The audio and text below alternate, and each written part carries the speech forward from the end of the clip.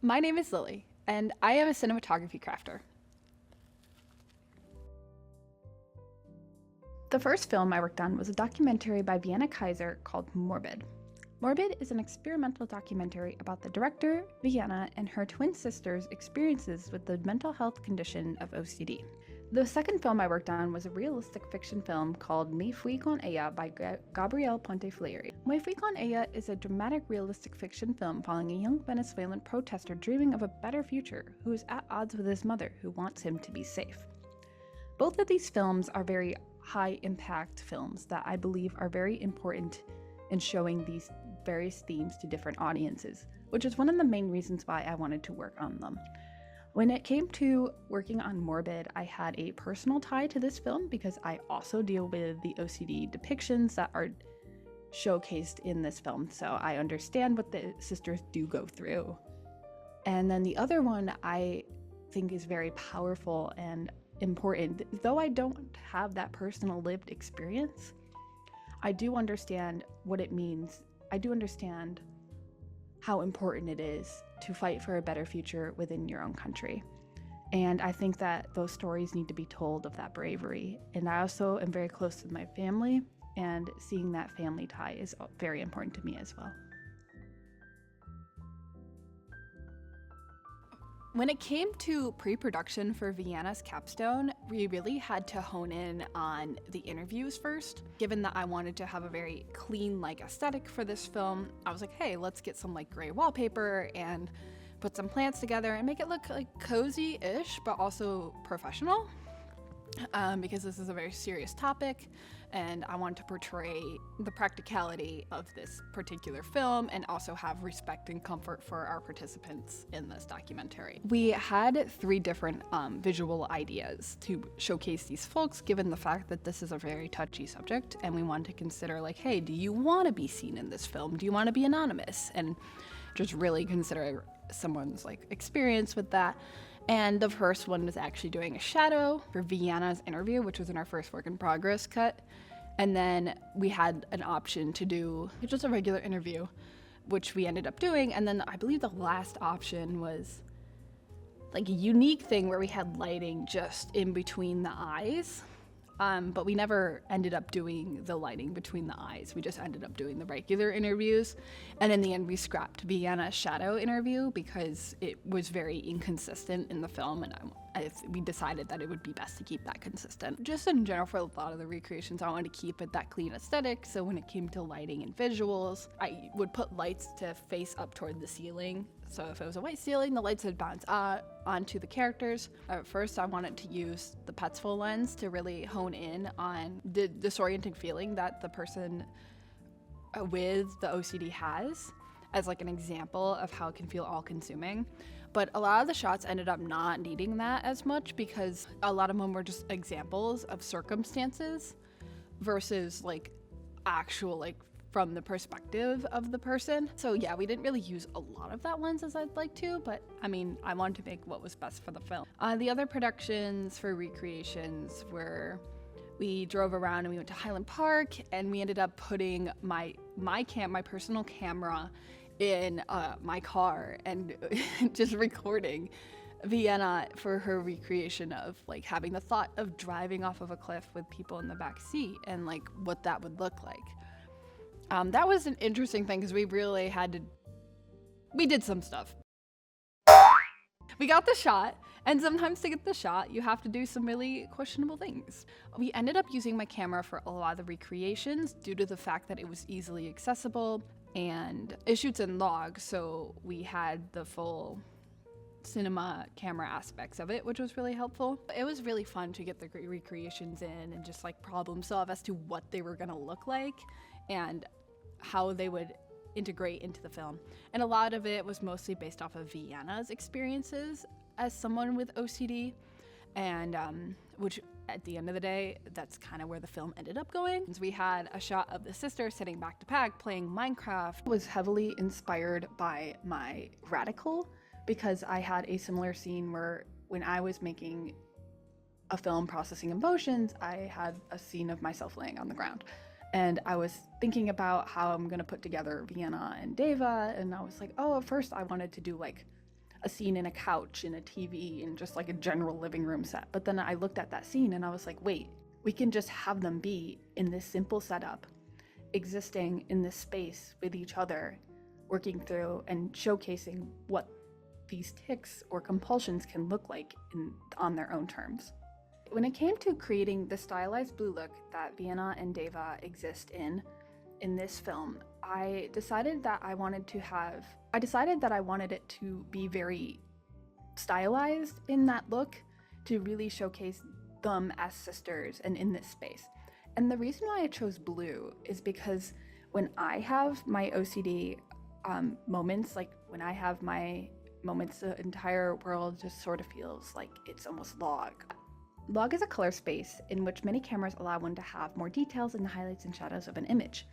This could be worked with within the color grading session of the post-production process. This is the image you get before coloring, and when I have a bout of OCD, this is how I personally feel for as long as that OCD does consume me.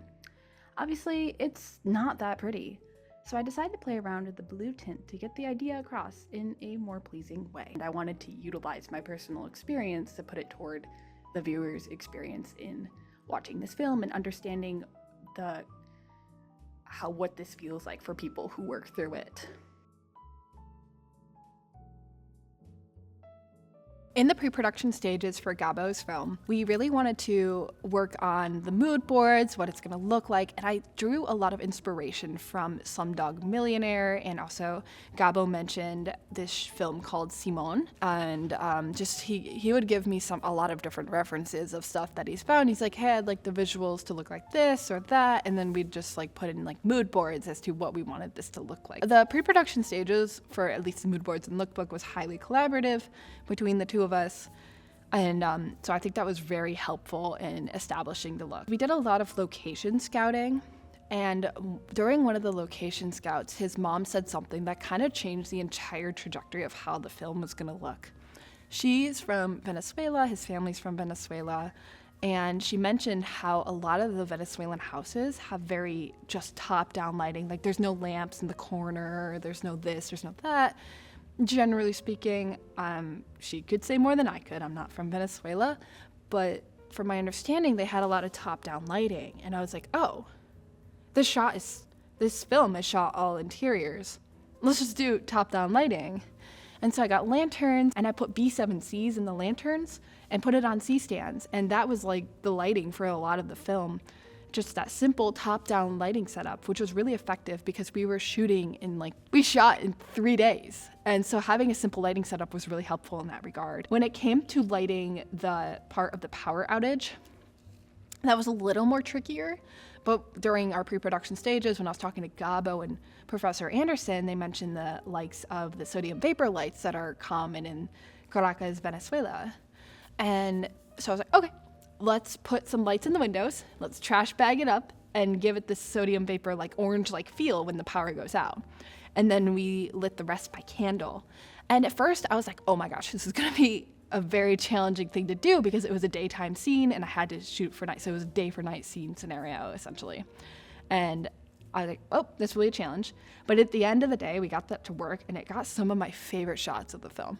I knew from the get-go that I wanted to use the Cooke prime lenses because the Cookes are the closest thing to what looks like an almost film-like look, which his film works the best in that regard. The Cooke lenses were also very warm and very soft, and I feel like that really accentuated the story in the way that it was framing, like the mom and her performance and the sister and the son and just like the entire film. I feel like the Cooke lenses worked really well in that regard, and I also imagined the film to be very like yellowish in tone, and the Cookes have a little bit of a yellowish hue.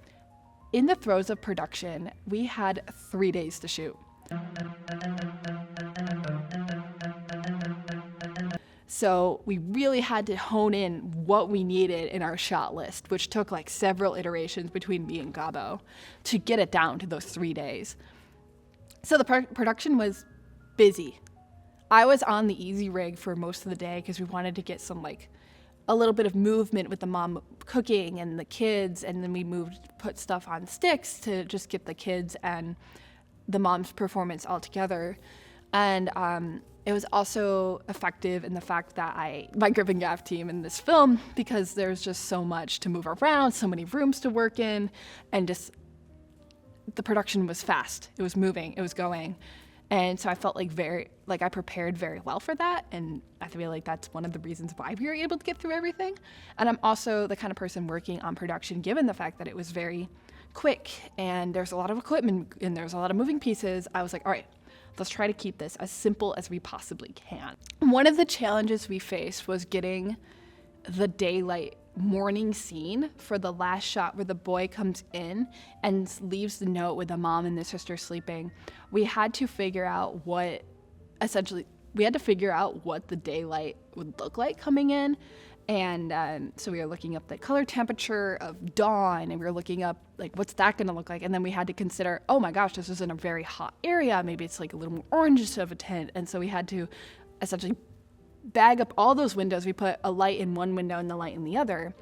And because we had the sun coming in through the door, I actually think that was a really successful shot. And it was the last shot of the day. And so we did it like 5 or 6 times just to get it right. And then we finally got it, and it was really satisfying. For this film, we had to gather Venezuelan footage for the exterior shots. Since we shot in Rochester, it's cold and windy and not Venezuela. And and Gabo wanted to showcase his home country. And so I talked to Gabo, and he has connections with some of his Venezuelan friends. Due to the political climate of Venezuela right now, it was very challenging to reach out and be like, hey, could you get a camera of like the city? Because it's not exactly safe to have a camera in that area. So we had to like kind of jump through hoops. Mostly Gabo did because he had those connections, but I wrote up some ideas. Like we want to get a basketball hoop, so I ended up drawing like different stuff and making them a document as to what that's going to look like and sending in specs. Oh, there's so much that I learned through working on my capstones. I think I learned how to work hard and be more resilient through these capstones. And I also learned how to collaborate. And I learned project management because we had to work with teams. And I think that those skills are incredibly helpful moving forward. Whether I choose cinematography, whether I don't choose cinematography, having these skills is so important to have. Thank you for watching, and keep exploring and creating.